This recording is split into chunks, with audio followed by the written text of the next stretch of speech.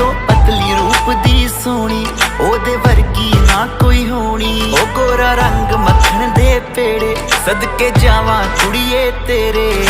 चलदी आ सा चलदे ने, जदों रुकदी आ दिल रुक जांदा।